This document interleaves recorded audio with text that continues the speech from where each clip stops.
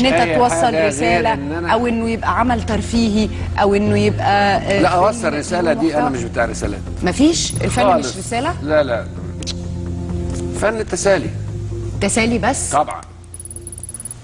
يعني انت زي لو ما اللي سلتنيش انا اقعد اتفرج عليكي بمناسبه ايه؟ طب وهل مع التسليه دي مش المفترض او بالشكل أيوة، ولكن الحلو ده يجب ألا مش يكون- المفترض، ما هو في اطار دايما معاكي ترفيهي او في اطار دايما ولكن مشوق. يجب الا يكون على سبيل الاعلام، يعني ما اطلعش على السيد الجمهور لا ما هو احنا طبعا وأقول له مش أنا هنطلع نديله درس خصوصي، هدير مش بالظبط. ما هوش درس خصوصي، احنا متفقين على المبدأ ده، انا ضد الحكايه، لكن في النهايه لازم اسليك الاول عشان تقدري تاخدي اللي عندي.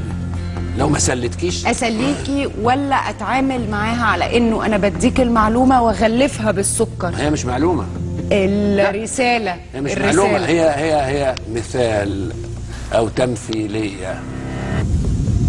بص يا باشا، يعني احنا بنضرب مضمونها بيها يا مثل ها مثل ما مثل ما ما خلال اللعبه بيبقاش بتاعتنا، ما خلال بيبقاش اللعبه عندنا بتاعتنا اي هدف خفي من اللي هي- ورا المثل ما ده. اللي هي اسمها الاصلي دعونا نصدق، ها طب في الانجليزيه ميك بيليف. ميك بليف، ما بيبقاش عندنا هدف خفي، هيدن اجندا بالانجليزيه، بنعمل لها شوجر كوتنج. طبعا. طب هنرجع للاجابه دي لكن بعد الفاصل. خطوط. استاذ محمود مكشر ليه؟ لان يعني بنستخدم مصطلحات انا مش عارف اتفاهم معاكم يعني حواليها.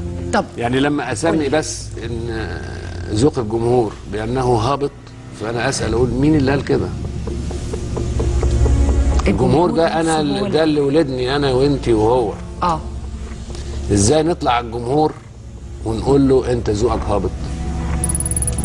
حكمنا كده ازاي؟ لا احنا يبقى اكيد احنا هابطين وفي درجه تحت اكتر بكتير من الجمهور. لان في ناس كتير بتعلق فشلها على ايه؟ ان الجمهور ذوقه هابط. الجمهور عايز كده. الجمهور ما فهمش الفيلم اللي انا عايز اعمله، هو فيلمه ما يتفهمش من اي حته ولا من فوق ولا من تحت.